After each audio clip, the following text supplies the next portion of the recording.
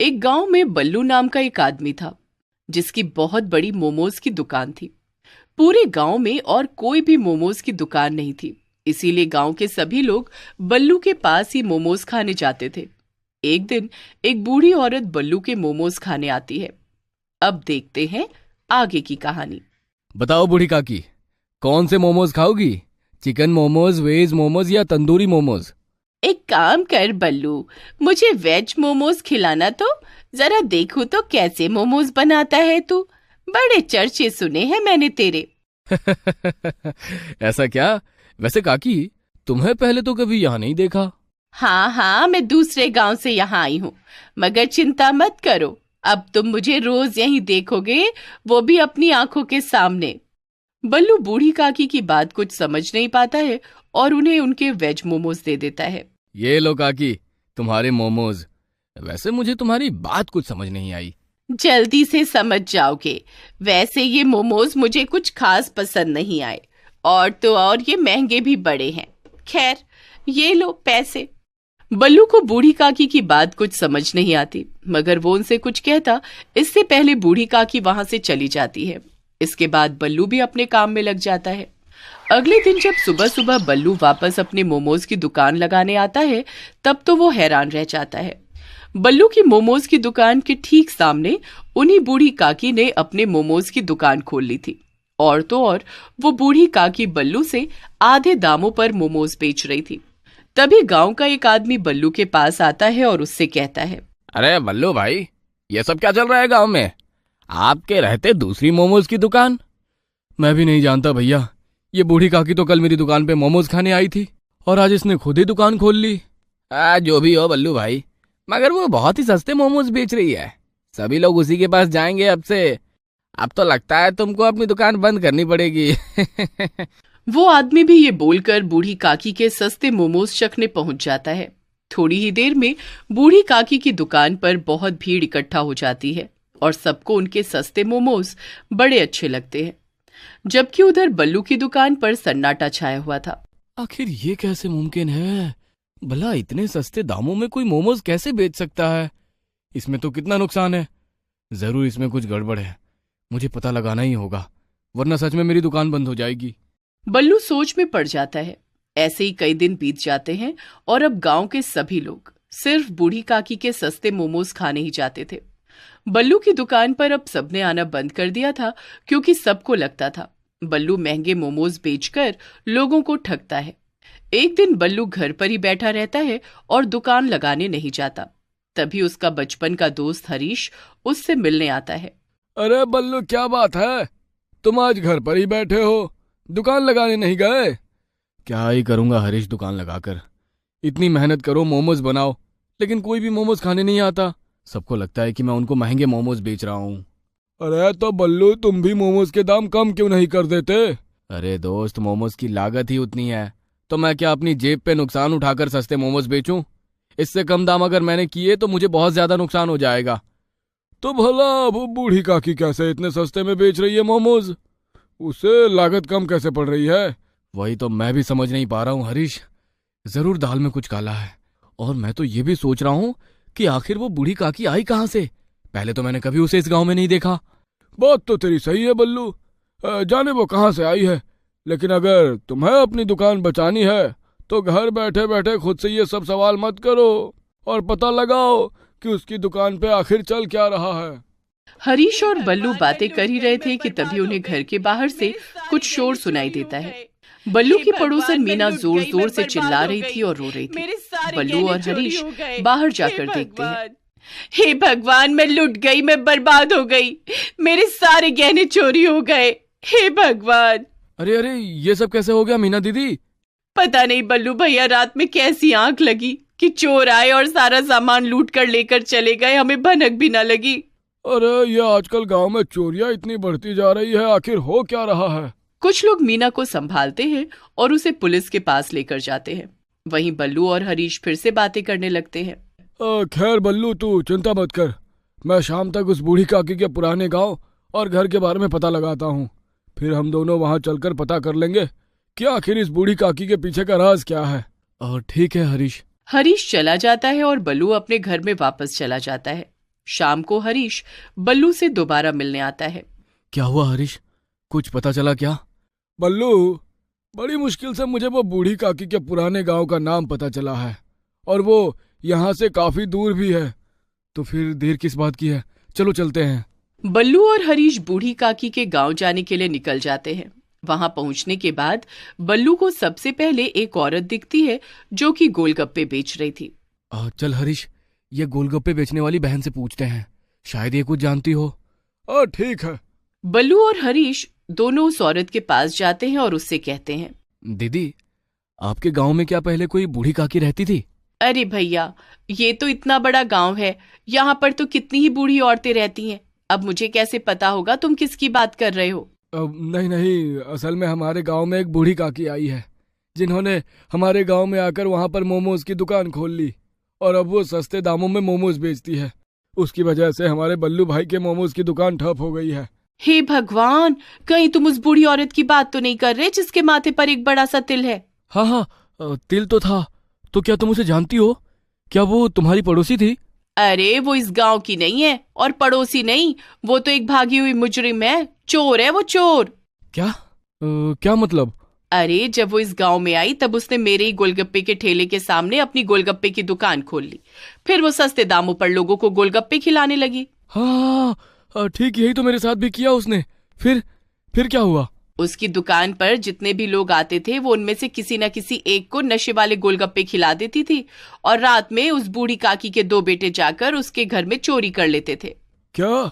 2 बेटे? उसके 2 बेटे भी है? हाँ और क्या, वो तो एक दिन एक आदमी पर नशे की दवा काम नहीं की, क्योंकि उसे घर जाते ही उल्टी हो गई थी, तो उसके दोनों बेटे और वो बूढ़ी औरत पकड़े गए। लेकिन मौका मिलते ही वो यहाँ से भाग गए और अभी तक पुलिस उनकी तलाश कर रही है। तुम लोग तो बड़े ही खतरे में हो भैया। बल्लू, अब मुझे समझ में आया कि हमारे गांव में अचानक से चोरियां कैसे बढ़ गई। हाँ हरीश, सुबह ही मीना दीदी के घर पर भी चोरी हुई। हमें जल्दी से वापस जाकर गांव वालों को सारा सच बताना पड़ेगा, पर गांव वाले मेरी बात नहीं सुनेंगे। उन सबको तो यही लगेगा कि मैं बूढ़ी काकी से जलता हूँ, इसलिए उल्टी सीधी कहानियां बना रहा हूँ। हमें उस बूढ़ी काकी और उसके बेटों को रंगे हाथ पकड़ना होगा। हाँ, ये बात तो तू एकदम ठीक कह रहा है, पर ये हम करेंगे कैसे? वो सब तो मुझ पर छोड़ दे, अभी तो तू बस मेरे साथ वापस गांव चल। बल्लू और हरीश वापस गांव आ जाते हैं और बल्लू हरीश से कहता है, हरीश, अब तू मेरी बात ध्यान से सुनना। मैं इस बुढ़िया पर नजर रखे रहूंगा, और मैं जब तुझे तेरे फोन पर मैसेज करूं तब तू सारे गांव वालों को लेकर उस जगह पहुंच जाना, ठीक है? ठीक है, मैं समझ गया बल्लू। हरीश सभी गांव वालों को बताने चला जाता है और बल्लू बूढ़ी काकी पर नजर रखने लगता है। वाह वाह, आज भी मेरे सारे मोमोज बिक गए। अब दुकान बंद कर देती हूँ और घर चलती हूँ। बूढ़ी काकी दुकान बंद करके घर जाने लगती है, मगर वो सुनसान जंगल की तरफ जा रही थी। बल्लू भी उनका पीछा करने लगता है। जंगल तक पहुंचकर बूढ़ी काकी अपने दोनों बेटों से मिलती है और उससे कहती है, मेरे होनहार बेटो, आज मैंने उस महेश की बीवी को नशीले मोमोज खिलाए हैं। वो बता रही थी कि उसके घर पर आज कोई है भी नहीं, उसका पति बाहर गया है, तो तुम दोनों जाओ और जाकर उसके घर से सारे गहने जेवर चुरा लाओ। मैं तुम्हारा यहीं इंतजार करूंगी। पर माँ, यहाँ क्यों? हाँ माँ, यहाँ जंगल के पास क्यों? अरे आज ये हमारी इस गांव में आखिरी चोरी होगी। याद नहीं, पिछली बार हम उस गांव में फंस गए थे। अब हम एक गांव में कुछ ही दिन तक चोरियां करेंगे और फिर वहां से निकल जाएंगे। तुम लोग गहने चुरा कर लाओ, फिर हम जंगल के रास्ते यहाँ से निकल जाएंगे। दोनों बेटे अपनी माँ का प्लान अच्छे से समझ जाते हैं और गांव में चोरी करने के लिए चले जाते हैं। बल्लू तुरंत हरीश को मैसेज कर देता है और उससे कहता है कि वो सभी गांव वालों को जल्दी से जंगल के पास लेकर आए। इतना कहकर बल्लू बूढ़ी औरत के सामने आ जाता है।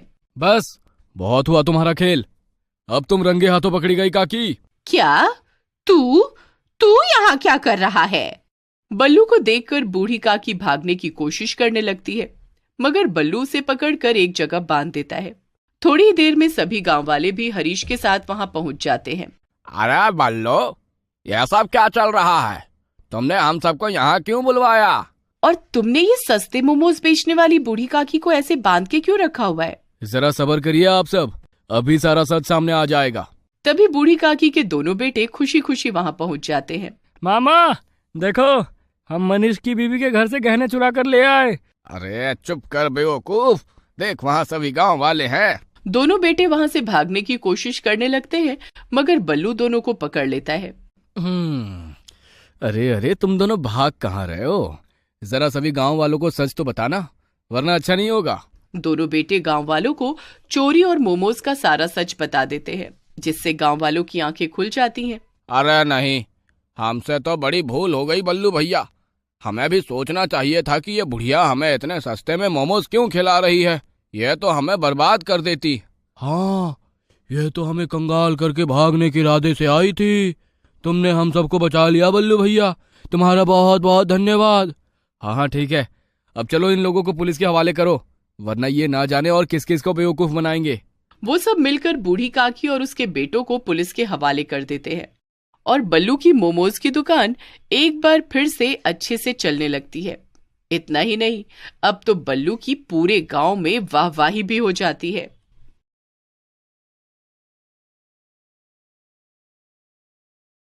अनीता नाम की एक औरत थी जिसके बेटे की अभी अभी नौकरी लगी थी। वो अपने बेटे के साथ अकेले रहती थी। अनीता अब अपने बेटे के लिए एक अच्छी लड़की तलाश रही थी, क्योंकि वो नहीं चाहती थी कि उसका बेटा आजकल के बच्चों की तरह प्रेम विवाह करे और घर में किसी को भी बहू बनाकर ले आए। इसलिए अनीता अपनी पसंद की लड़की ढूंढ रही थी। वहीं दूसरी तरफ अनीता का बेटा प्रखर पहले से ही किसी लड़की को पसंद कर चुका था। अब देखते हैं आगे की कहानी। एक दिन प्रखर बहुत खुशी खुशी घर आता है। माँ, कहाँ हो आप? मुझे आपको कुछ जरूरी बात बतानी है। हाँ बेटा, बताओ क्या हुआ? आज तो तुम बड़े खुश नजर आ रहे हो। माँ, आपको ये पता ही है कि मेरी इतनी अच्छी कंपनी में नौकरी लग गई है। हाँ बेटा, और क्या, ये तो मुझे पता ही है और इसके लिए मुझे तुम पर बहुत गर्व भी है। हाँ माँ। अच्छा माँ, आपको सोनल याद है, मेरे कॉलेज की दोस्त? हाँ याद है ना, तो उसका क्या? माँ, आज उसकी भी एक बहुत बड़ी कंपनी में नौकरी लग गई है। आज मैं बहुत खुश हूँ माँ। प्रखर को किसी दूसरी लड़की की नौकरी लगने पर इतना खुश होते देखकर अनीता को कुछ ठीक नहीं लगता। वो प्रखर से कहती है, क्या बात है बेटा, तुम किसी और लड़की की नौकरी लगने पर इतने खुश क्यों हो रहे हो?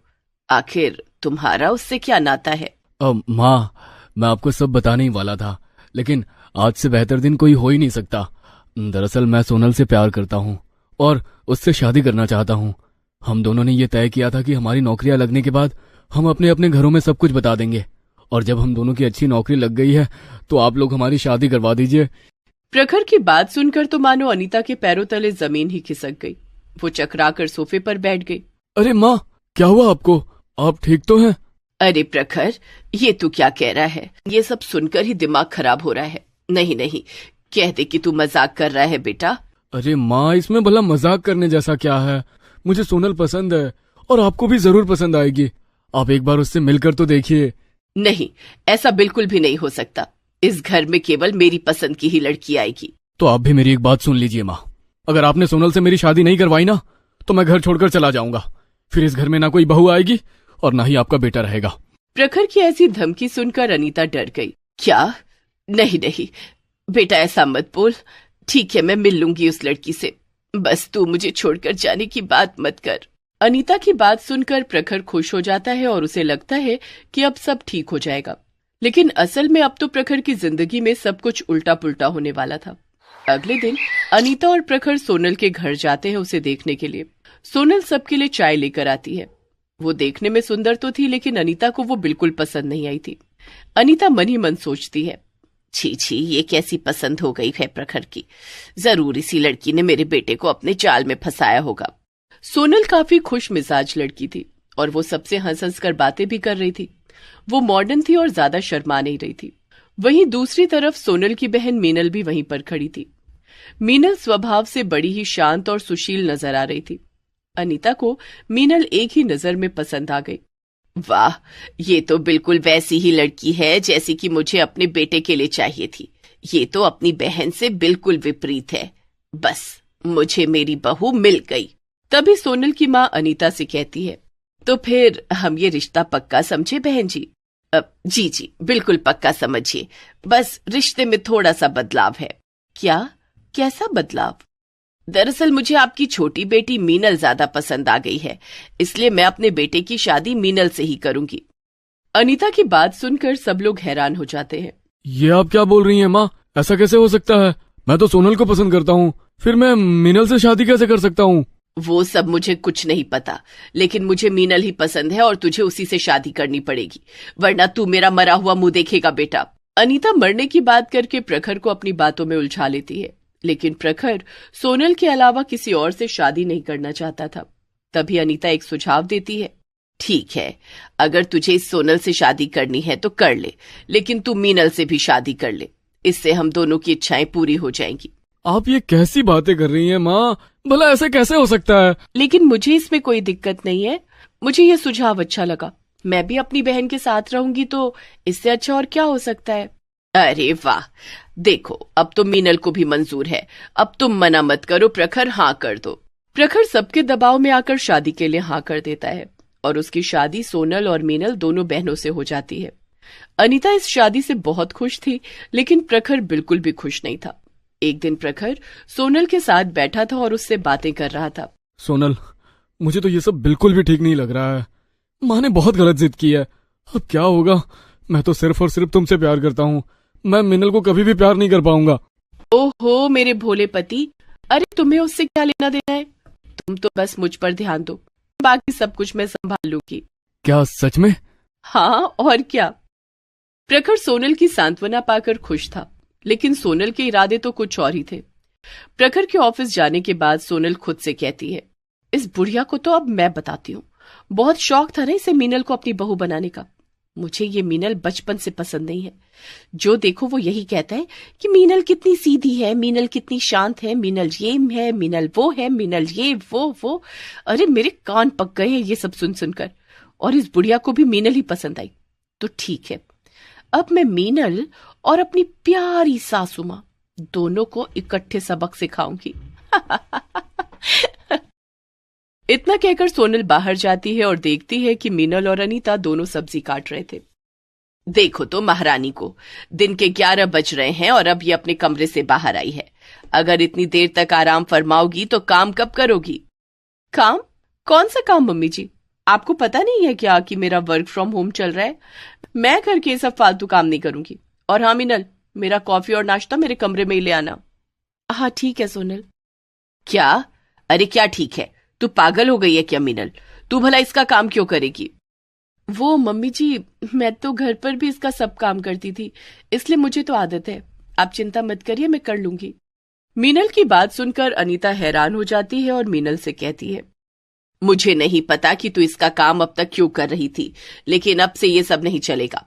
अब ये अपना काम भी खुद करेगी और घर के काम भी करवाएगी। अरे मम्मी जी, लगता है कि आपकी उम्र हो गई है, इसीलिए आप बहकी बहकी बातें कर रही हो। अभी तक इस दुनिया में कोई ऐसा पैदा नहीं हुआ है जो सोनल को अपने इशारों पर नचा सके। हाँ जरा आप संभाल कर रहिएगा, कहीं मैं आपको ही नाचना नचा दूं। सोनल की बात सुनकर अनीता को गुस्सा आ जाता है और वो सोनल को थप्पड़ मारने के लिए आगे बढ़ती है। कल की आई लड़की, तेरी इतनी मजाल, मुझसे ऐसे बात कर रही है। लेकिन सोनल अनीता का हाथ पकड़ लेती है और मोड़ने लगती है। अरे ओ बुढ़िया, अपने ये नाजुक हाथ जरा संभाल कर रखो, कहीं लचक आ गई तो घर के काम कौन करेगा? अरे सोनल छोड़ दो, उन्हें माफ कर दो। फिर सोनल अनीता का हाथ छोड़ देती है और वापस अपने कमरे में चली जाती है। मम्मी जी, आप ठीक तो है ना? हे भगवान, ये कैसी लड़की आ गई है मेरे घर पर बहू बनकर, ये तो डायन है, डायन। अरे धीरे बोलिए मम्मी जी, कहीं उसने सुन लिया ना तो वापस आ जाएगी। चुप कर। अरे मैंने तो सोचा था कि मेरे घर में मेरे पसंद की बहू आएगी और मैं अपना बुढ़ापा चैन से काटूंगी। तो देखो मेरी किस्मत, एक बहू ऐसी आई है जो मुझ पर ही हुक्म चला रही है और दूसरी ऐसी है जिसकी बोलती ही नहीं खुलती है। मेरे तो करम ही फूट गए हैं, अब ना जाने मेरा क्या होगा। अनीता बड़बड़ाते हुए अपने कमरे में चली जाती है। अगले दिन जब अनीता सुबह उठती है तब वो मीनल को बुलाने लगती है। मीनल, अरे ओ मीनल, कहाँ हो? जरा यहां तो आना। मगर मीनल कोई जवाब नहीं देती। अनीता पूरे घर में उसे ढूंढने लगती है, मगर मीनल कहीं भी नहीं मिलती। आखिर में हार मानकर अनीता सोनल और प्रखर के कमरे में जाती है। प्रखर, सोनल, मुझे मीनल कहीं भी नहीं दिख रही है, पता नहीं वो कहाँ गायब हो गई है। क्या? ऐसे कैसे भला वो गायब हो जाएगी माँ? अरे मैं तो कहती हूँ इस सोनल ने ही कुछ किया होगा। ये उससे इतनी नफरत जो करती थी, कल तो ये मुझसे भी लड़ रही थी। अरे अरे, ये आप मेरा नाम क्यों लगा रही हैं? मैं क्या जानूं वो मीनल कहाँ है। अरे अब दोनों लड़ना बंद करो, मैं जाकर देखता हूँ उसके कमरे में। प्रखर मीनल को ढूंढने जाता है और फिर एक चिट्ठी के साथ लौटता है। क्या हुआ बेटा, और ये चिट्ठी कैसी? अरे माँ, मीनल तो किसी के साथ भाग गई है। उसने मुझसे शादी बस इसलिए की थी क्योंकि उसे अपने घर से निकलना था, क्योंकि उसके माँ बाप उसकी शादी उसके पसंद के लड़के से नहीं करा रहे थे। ये सुनकर अनीता को तो मानो चक्कर ही आने लगते हैं। लो, आपको तो बड़ी पसंद थी ना मीनल, आप ही की नाक के नीचे से भाग गई वो। हे भगवान, ये क्या हो गया। रुको माँ, मैं उसकी चिट्ठी पढ़कर सुनाता हूँ। प्यारी मम्मी जी, मुझे माफ करना। मुझे पता है कि आपको मैं बहुत पसंद थी, लेकिन मुझे पता था कि प्रखर मुझे पसंद नहीं करते। और तो और मुझे सोनल से पंगा लेने में कोई भी दिलचस्पी नहीं है। मुझे तो राघव पसंद है और मैं उनसे शादी करना चाहती थी, लेकिन मेरे घर वाले उनसे मेरी शादी नहीं कर रहे थे। आपने जिद की कि मेरी शादी आपके बेटे से हो जाए, और क्योंकि सोनल भी यही चाहती थी, इसलिए मैंने हाँ कर दी। मुझे अपने घर से निकलने के लिए ये अच्छा मौका लगा। अब आपको सोनल के साथ रहने के लिए ऑल द बेस्ट, और मेरी इतनी मदद करने के लिए बहुत बहुत धन्यवाद। फिर क्या था, अनीता अपनी किस्मत को कोसने लगती है और मीनल, सोनल और प्रखर तीनों अपनी अपनी दुनिया में खुशी खुशी रहने लगते हैं। कहाँ अनीता दो दो बहुओं का सुख देखने चली थी, और उल्टा उसे अपनी बहू की ही सेवा करनी पड़ती है। Please subscribe this channel.